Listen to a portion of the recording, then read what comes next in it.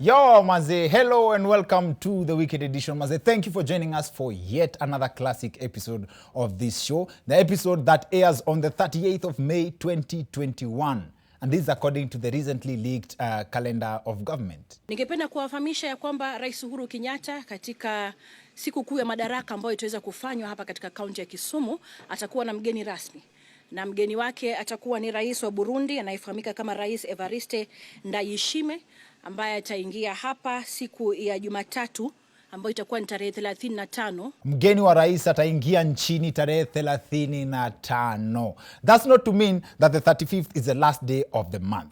We are reliably informed that the government calendar inakuanga na 40 days, kama tu siku za mwizi. Now, others have claimed that this slip has exposed a clever plot to extend the president's term. So instead of extending the term in years, you stretch out the months. Genius.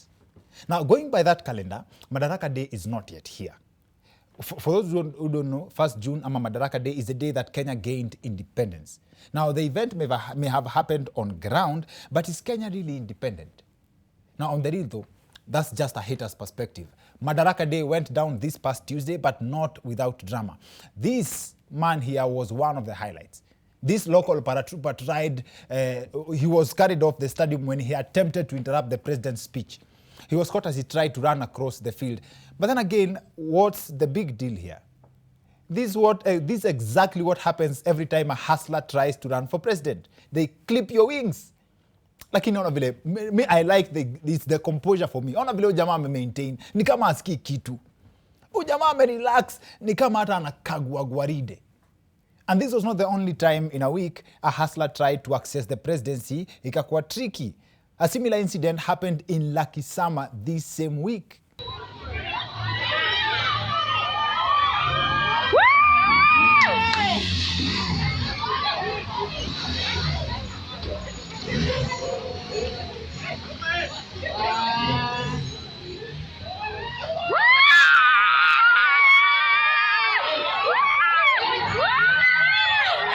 Wale Lakisama nyipi amuache maze. Unezaji post nduru. Ati alafu msee akaingia katikati ya rodi wakatulia kwanza, alafu sasa msee akatoka ati as in you pick it from where you left. Anyway, we have a great show lined up for you. Our reporter Kinyanjui is also on standby with a special report, which I believe will also have a highlight your story ya Lakisama and all the drama ya Madaraka Day. Plus story flani moto sana mpya kutoka Nyandarua. I don't know how new it is, tutajua. The topic of focus on our show leo pia ni moto sana.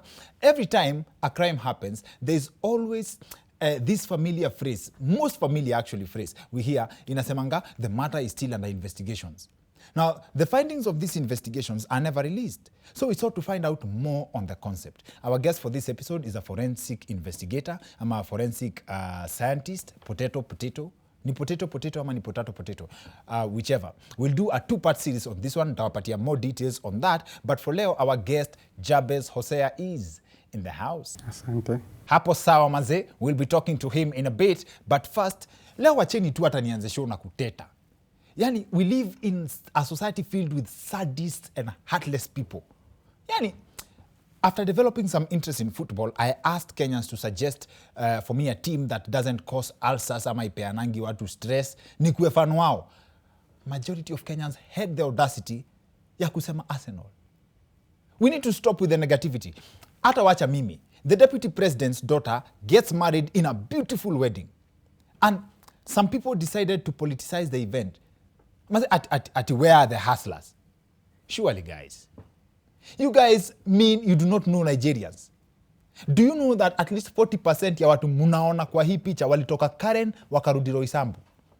And here's another interesting fact. 70% ya wase wanaishi kwa wako kwa hii picha wanaishi kwa keja moja.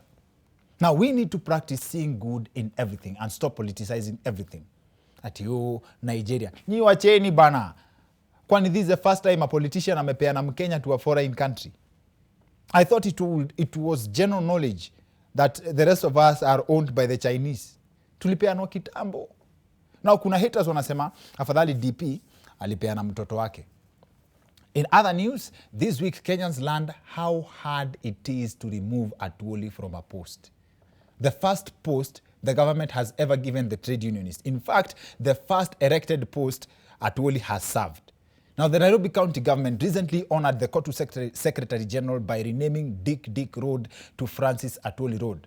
A vandalist came overnight and pulled the sign down, to which Bwana SG tweeted, "The Nairobi County government has reinstalled the sign. If you think you came from the moon, try remove it again."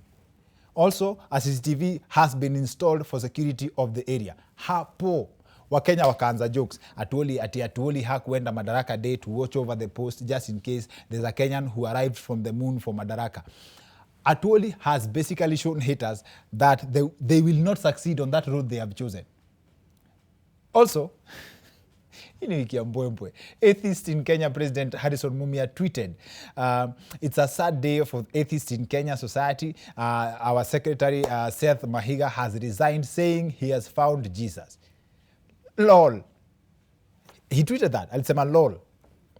So that's it. To atheists, I'm an atheist, Jesus is lol. Anyway, let's turn to our reporter Kenyan Jui for other stories making the news. Big up yourself, Kenyan Jui. Now, on a personal level, personal, one of the most interesting bits we have done on this show ilikuwa hii. Mtazamaji, haka ni kabaya.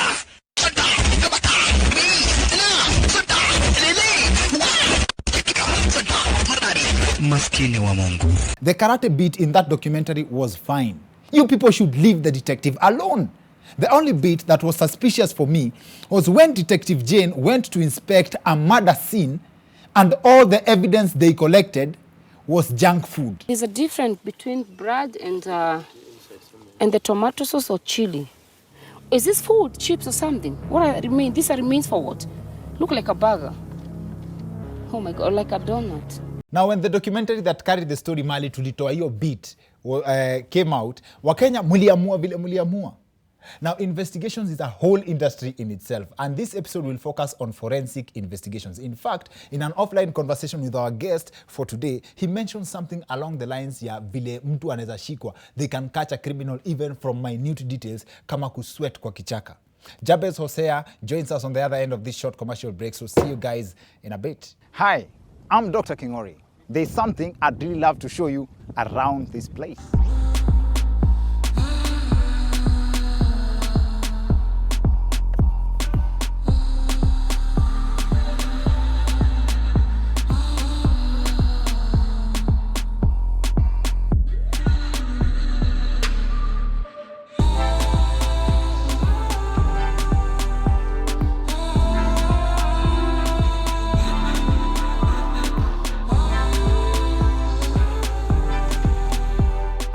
Calling this your home with from as low as 4.5 million Kenya shillings. I don't even need to mention it. For more information about this property, please visit www.ambavillasmalindi.com or use the contact details on your screen or click the link in the description below.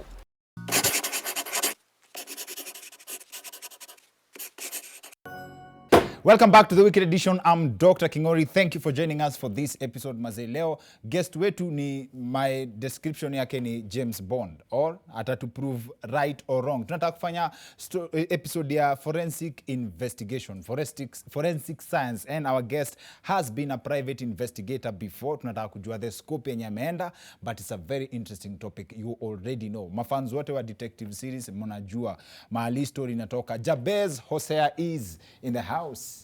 Karibu sana. Asante sana. Thank you for having me. Karibu. Ni Jabes ama ni Jabes? Jabes. Jabes. Like ile ya Bible. Yes. It's a Bible name. Yes, it so is. Two Bible names, wame mix prophet na some others warrior. Is it a warlord, a leader of a war? Yes. Karibu sana. What is it na wase security na kunyoa kipara? Does it help in the process, investigation? No, not at all. Yes, actually, I don't think it works for real? Yes. Kabisa. Jabes has been an active private investigator, but now he works on a capacity, a director na consultancy services, but anajua hizo stories zote. That's why we have him on the show. Now, we had a side conversation, and I think I'm happy to bring it back tena. Story ya hii kutap simu na nini. Would you know when someone anasikiza conversation yako kwa simu? Initially, you won't be able to detect it. Yes. However, eventually, as the bug that has been planted in your phone continues to consume your memory, your phone is likely to begin behaving in erratic manner. Secondly, most bugs are meant to relay back information. Yes. Sometimes they rely on your own airtime to do the same, or your access to a Wi-Fi.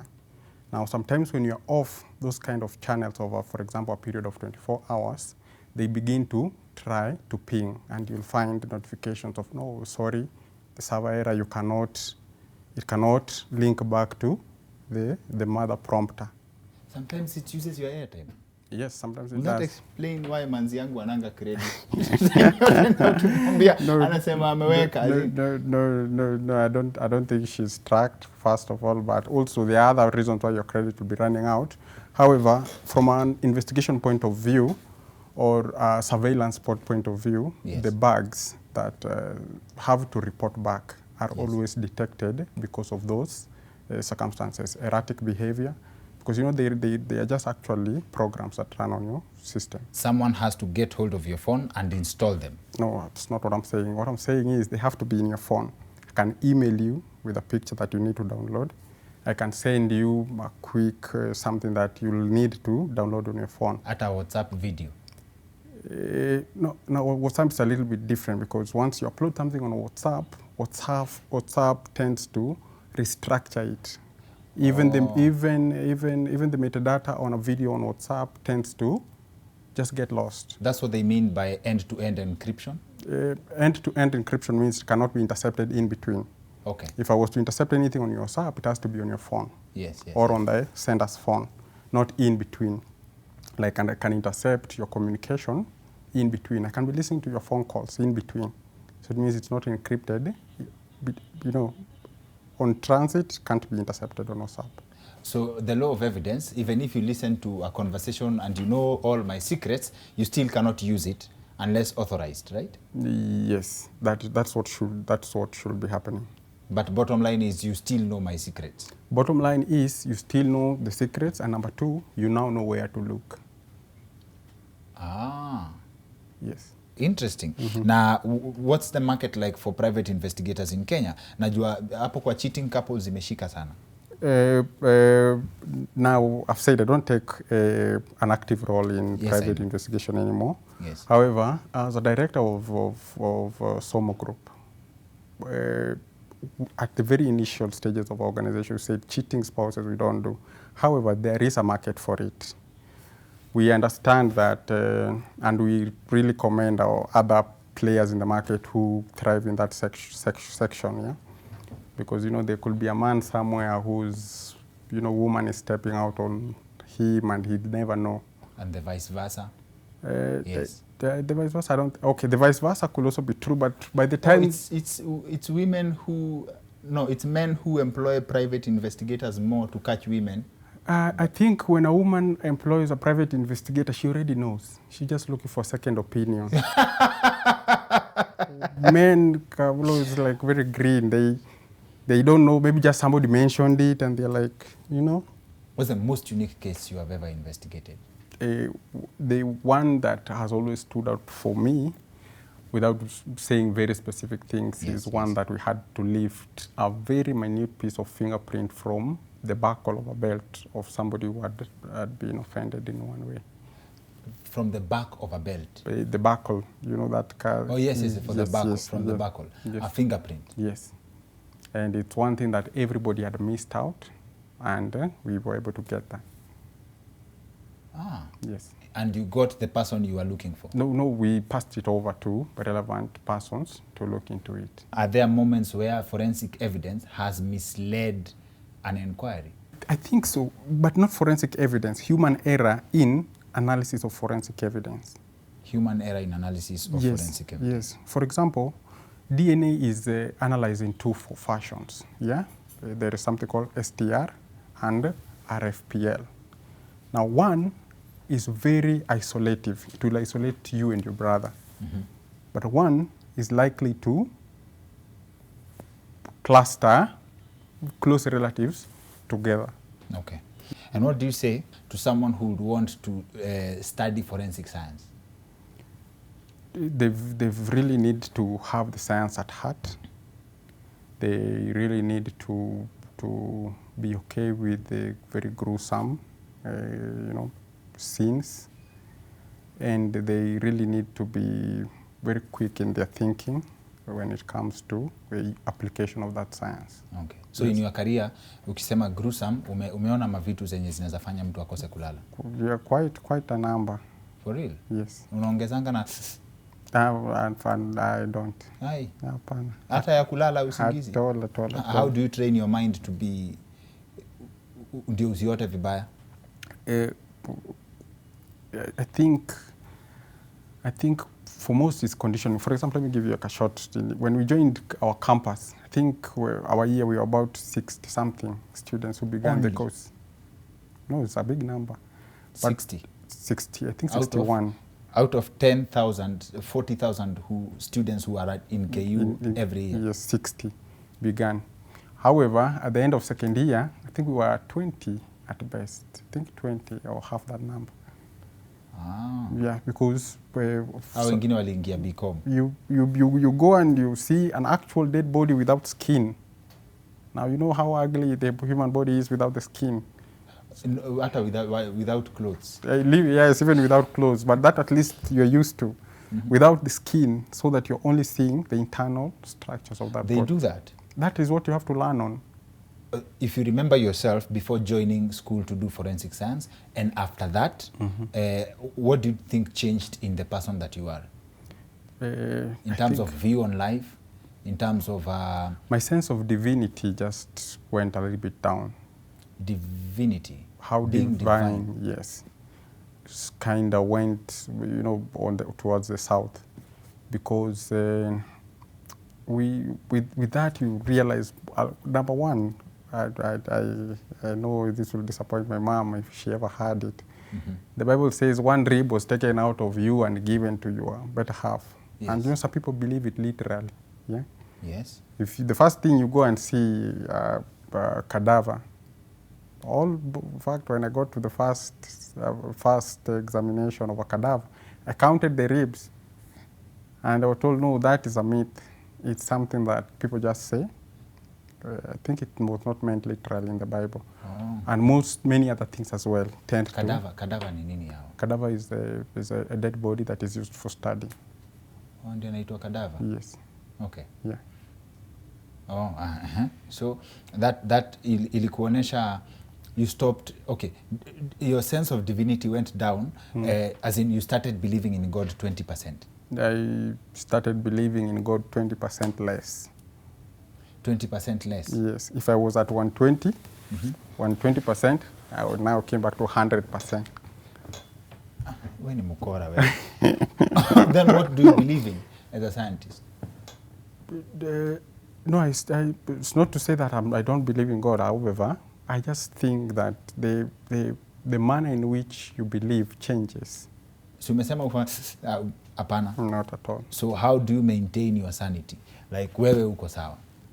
Because of course you've seen things that would, I would say paranormal, like things that are not for the ordinary, right? So what do you do ndio ukue wewe uko conform? Now, one of the major things that any person that has worked for my organization, Somo Group, what they've always done is debrief.